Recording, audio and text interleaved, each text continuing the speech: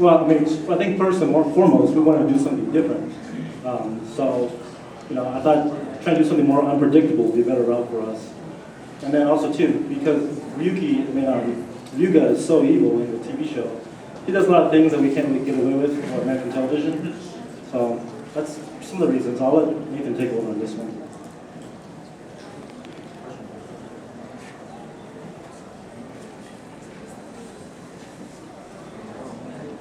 Well, I'm always more interested in characters that are not pure evil, because pure evil, I mean, Xaviex did that really well, but I like characters that have some conflict within themselves, and that is always to me a much more interesting thing to write about. It's like, you can have two guys fight, that's fine, but what about a guy who's fighting within himself? That's always interesting to see, and it allows a lot of drama and allows the story to continue.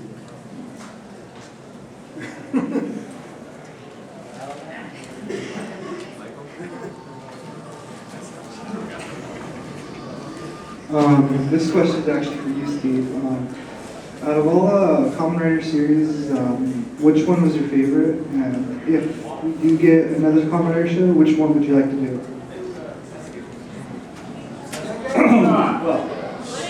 Well, to me personally, I'm very old school. I started watching Kamen Rider back in 1977. So, my favorite Kamen Rider is actually V3.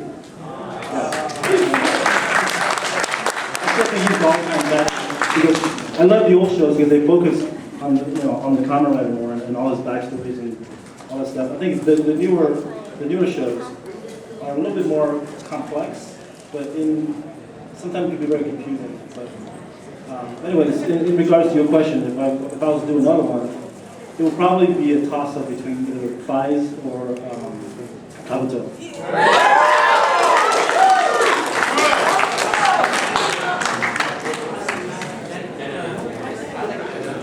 I am a big fan of Kamen Rider. This is kind of like a voice request for all the Kamen Riders. If they can do the transformation, but instead of saying Kamen Rider transform, they say Henshin instead. They say Henshin instead of Japanese. Can you do that, please? Kamen Riders? Yeah, the transformation, but instead of saying Kamen Rider, I'll say Henshin. Yeah, let's use our phones too. Yeah. Oh my God. So weak.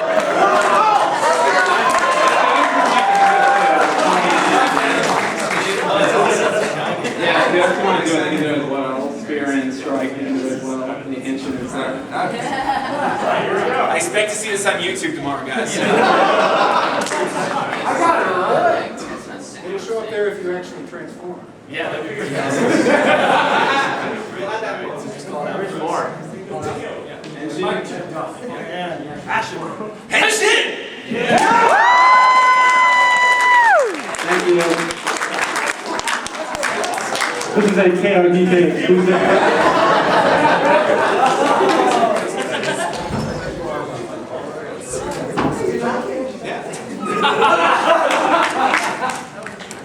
I wanted to know how much footage was actually used from the original Kamen Rider remake.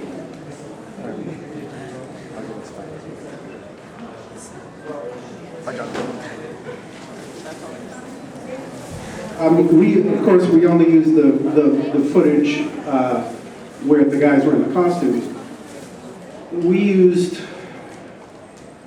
I would say we used about 95% of the fight footage that was available to us. There were a couple of fights that just didn't fit in with the storyline that we were creating. There were a couple of fights where you go, okay, why in our series would that guy fight that guy? We couldn't figure out a reason, so that one didn't get used. But we figured out reasons for people to fight. Like, for instance, Master Yugo fighting Adam. It's like, that wouldn't happen. So we'll make it Xaviex pretending to be Master Yugo. So we got them all in somehow. Yeah, we made every effort to use as much of the action footage as we could. I believe there was a total of a little bit over 2 hours of footage, I think. But in the long run, we actually ended up shooting a lot more of our own action footage than the Japanese footage that we used.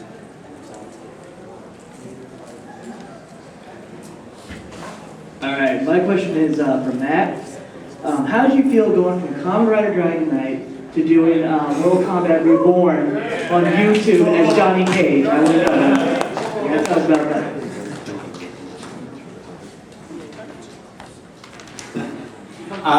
Kamen Rider was a really great experience because for the action sequences that we did in that in the show, it was really great to work with choreographers from Japan, working with Yuji and Koichi. It was outstanding to be able to put together like that type of choreography and work it. For Johnny Cage, they really wanted like a harder edge, sort of an MMA feel. They wanted to make Johnny Cage like if he was almost a fighter like irrelevant in these days. So being able to work on like current like MMA type of fight sequences was cool. So I died, but supposedly in the third movie that's not supposed to happen. So yeah, it was awesome. They were both great, just completely different experiences. Thank you.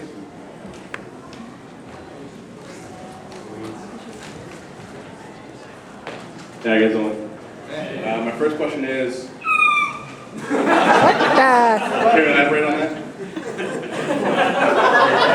So it's still my first question. My second question was for all you guys actually. If you've watched any of the Kamen Rider series from 2001, if you did, which ones were your favorite? All of you. Well, me personally, I haven't really watched that much of it because we watched a lot of the Ryuki during the show. I don't know if you ever had to watch a show over and over again, but it gets really taxing. So and I watched some fives and saw a couple of and stuff just to get some ideas about which direction I want to go to. And we don't really follow it that, at least for me, I don't follow it that much anymore because I'm more of the old school.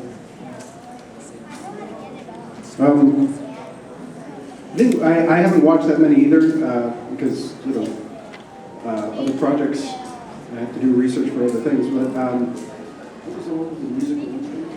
Oh no, That was hilarious.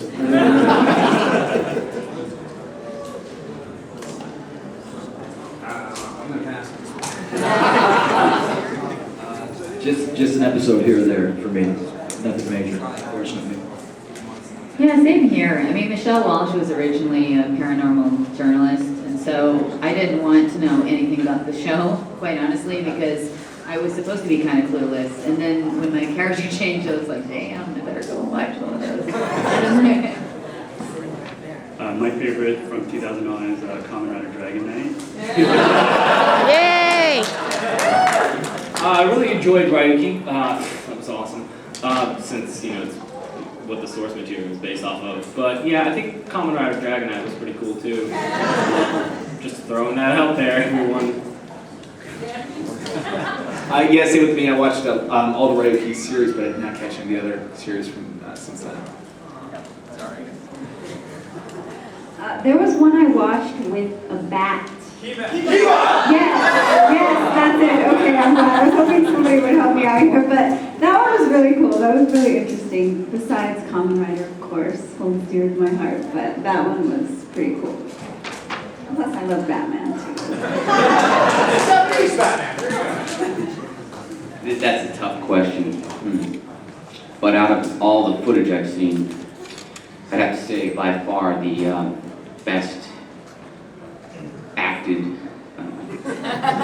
choreographed, produced, Emmy-winning show, Kamen Rider Dragon.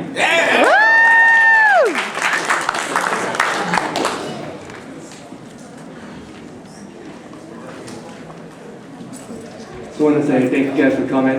I love the show. And I know just him. wanted to ask why Kamen Rider Ryuki, why did you guys choose that? And how did you guys get casting it or hear about Kamen Rider? Why choose Ryuki? Okay, well, that marketing. We didn't actually, at least the cast and crew and the production, didn't have anything to do with choosing the show. We were approached, my brother and I were approached by Agnes to make the show, and they had chosen Ryuki already before we were involved. And the reason that I was told was because, well, there's 13 writers and we can make 13 films. So I think it's mostly, that's the marketing side of it, hopefully we'll put the other ones out. I was looking forward to it myself. But primarily it was for marketing reasons. The more writers you have, the more you can actually market. And then, when we're casting any show, we put the breakdowns in the trades. All the casting offices get it, and then they all just show up and they do the audition. The only time that was actually a little different, and I'm going to let Matt Mullins tell you, was kind of an interesting story about how he came to our casting. It's kind of my mantra now for Hollywood. When I heard about the audition for the show, I tried to get in for the audition through, we have an agent and manager, and they try to have them submit you to get on the project, or at least go into audition. I couldn't get in that way, so I went in to drop off my picture to Steve and Mike. I still didn't get a call. So I found out when the auditions were, I went in, just signed in, and got the sides, and I crashed the audition basically, and they cast me in the pre-show pilot, and after the pre-show pilot, I was lucky enough to be the only cast member that was kept on, and that was that, so thank you. So crash, guys, don't be afraid.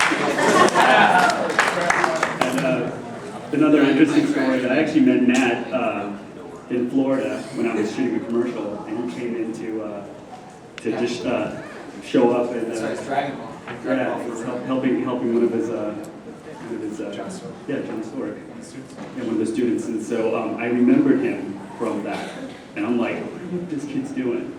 And so when I saw him come in to the audition, I'm like, yes.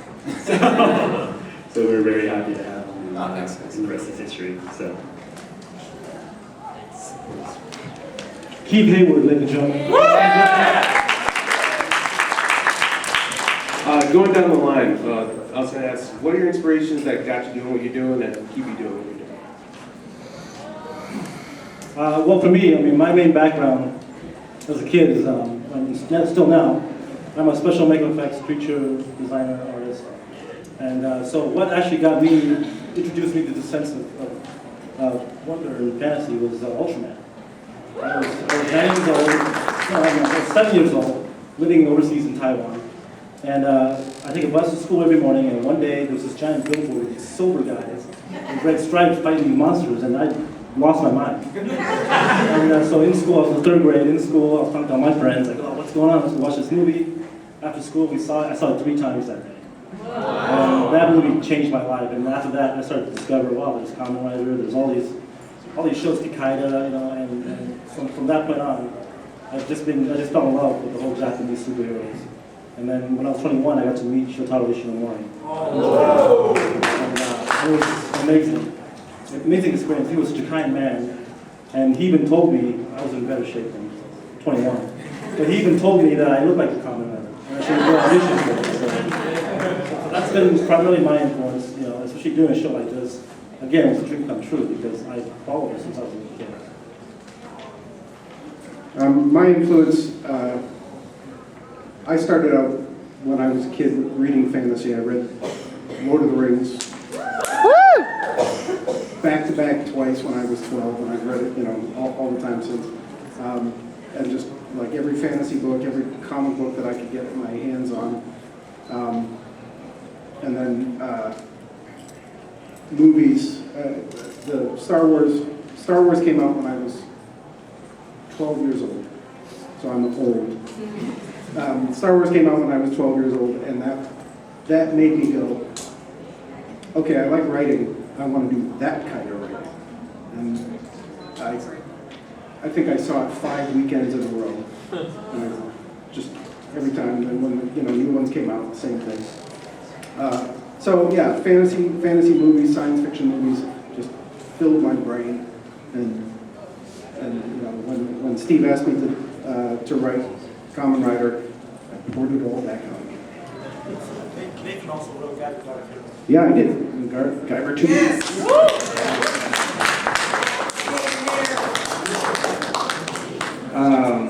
I started out actually, I think, early on I found out I could make people laugh. I was kind of a class clown, which is funny because then years later I was in my mid-20s and I decided I'm going to be an actor, and I flew to LA and sold everything I owned and came out here knowing nothing.